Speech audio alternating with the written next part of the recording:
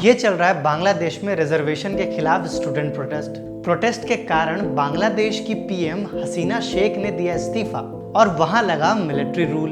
अब बांग्लादेश के लोग अपनी जीत का जश्न मना रहे हैं हिंदुओं के घर में आग लगाकर, उनके मंदिरों को तोड़कर, हिंदू महिलाओं और लड़कियों का रेप करके और उन्हें जान से मारकर। लेकिन एक मिनट, ये स्टूडेंट प्रोटेस्ट हिंदुओं की सफाई करो प्रोटेस्ट कब, कैसे और क्यों बन गया? आइए जानते हैं पूरा मामला।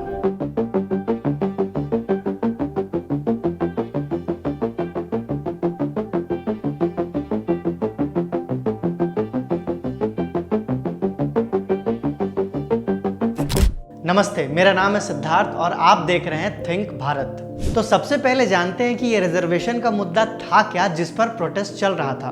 1947 के वक्त जो बंटवारा हुआ था वो धर्म के आधार पर हुआ था और जो मुस्लिम पॉपुलेटेड एरिया था वो बना पाकिस्तान, जो कि दो हिस्सों में बटा हुआ था, वेस्ट पाकिस्तान यानी अभी का पाकिस्तान और दूसरा ईस्ट पाकिस्तान यानी अभी का बांग्लादेश। और दोनों ने तय किया था कि वो साथ में मिलकर रहेंगे। पर 1947 से 1970 तक ईस्ट पाकिस्तान के लोगों को लग रहा था कि उनके साथ बहुत नाइंसाफियां हो रही हैं। ईस्ट पाकिस्तान में वेस्ट पाकिस्तान के मुकाबले ज्यादा लोग रहते थे, लेकिन गवर्नमेंट एक्सपेंसेस वेस्ट पाकिस्तान में ज्यादा खर्च हो रही थी। ईस्ट पाकिस्तान में बोली जाती थी बंगाली, लेकिन वहाँ की नेशनल लैंग्वेज उर्दू कर दी गई थी। ऐसे तानाशाही से परेशान होकर वहाँ के लोगों ने आजादी की मांग करनी शुरू की। उस विद्रोह की आग को रोकने के लिए वेस्ट पाकिस्तान ने ईस्ट पाकिस्तान में कत्लेआम मचा दिया था। हजारों लोग मार दिए गए थे। फिर भारत ने ईस्ट पाकिस्तान की मुक्ति बाहिनी सेना की मदद की उन्हें आजादी दिलाने में, और 1971 में वेस्ट पाकिस्तान को हराकर ईस्ट पाकिस्तान को आजादी दिलाई और ऐसे बना आजाद बांग्लादेश। 1971 के आजाद बांग्लादेश के पहले प्राइम मिनिस्टर शेख मुजीबुर रहमान, जो कि शेख हसीना के पिता थे, उन्होंने आजादी के लिए लड़े फ्रीडम फाइटर्स और आजादी के वक्त जो महिलाएं वेस्ट पाकिस्तान के द्वारा प्रताड़ित हुई थी उनको सिविल सर्विसेज में कोटा यानी कि रिजर्वेशन देने की घोषणा की।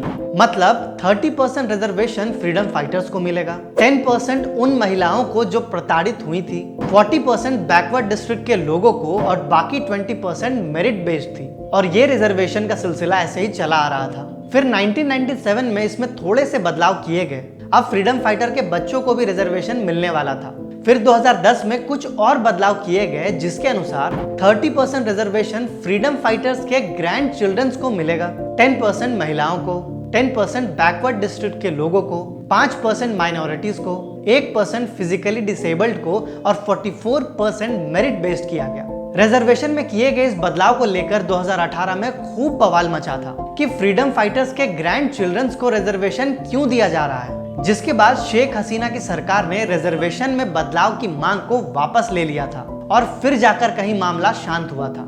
लेकिन फिर फ्रीडम फाइटर्स के कुछ रिश्तेदारों ने सरकार के इस फैसले के खिलाफ केस किया और 5 जून 2024 को सुप्रीम कोर्ट ने इसे रीइंट्रोड्यूस करने का फैसला किया।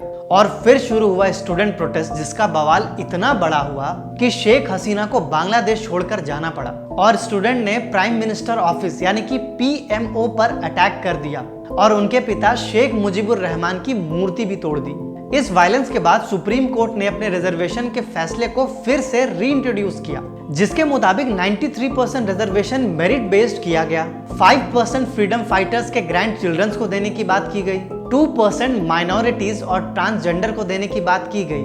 लेकिन उसके बाद भी ये बवाल शांत नहीं हुआ।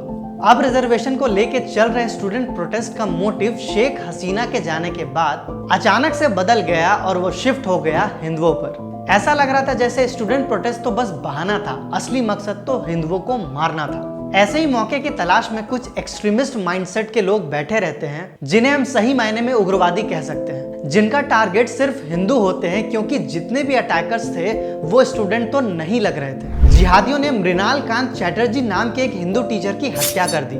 टाइम्स ऑफ इंडिया के अनुसार रंगपुर के आवामी लीग यानी कि शेख हसीना की पार्टी के एक हिंदू काउंसलर और उसके भतीजे को जिहादियों ने मार डाला। मशहूर बांग्लादेशी हिंदू संगीतकार राहुल आनंदा के घर में आग लगा दिया गया। काजल देवनाथ, जो कि BHBCUC यानी कि Bangladesh Hindu Buddhist Christian unity council के मेंबर हैं, उन्होंने हिंदुओं पर किए गए अटैक्स की कई सारी तस्वीरें और वीडियो सोशल मीडिया पर पोस्ट किए थे।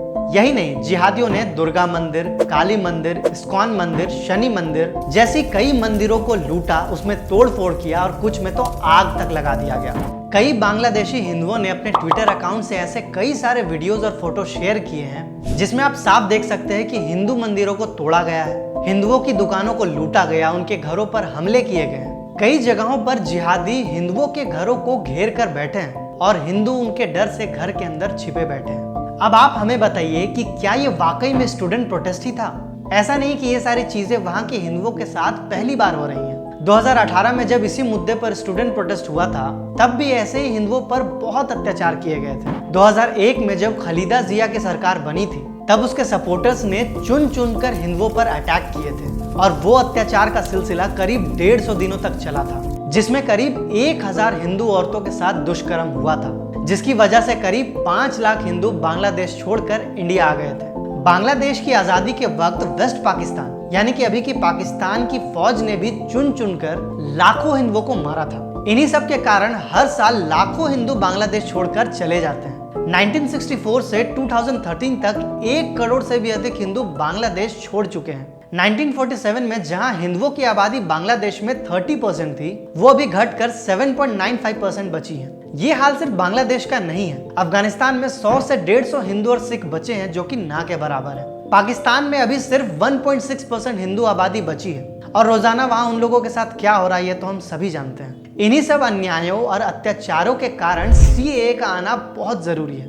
लेकिन सीएए क्यों? क्योंकि उसी के जरिए हम इन सारे देशों में बचे हुए जेन्युइन माइनॉरिटीज को भारत में शरण देकर बचा सकते हैं। सबसे अजीब बात क्या आपको पता है? मुस्लिम हर जगह मुस्लिम होता है, सिख हर जगह सिख होता है, क्रिश्चियन हर जगह क्रिश्चियन ही होता है, लेकिन हिंदू हर जगह हिंदू नहीं होता है। वो ब्राह्मण होता है, क्षत्रिय होता है, वैश्य होता है, शूद्र होता है, बस हिंदू नहीं होता है।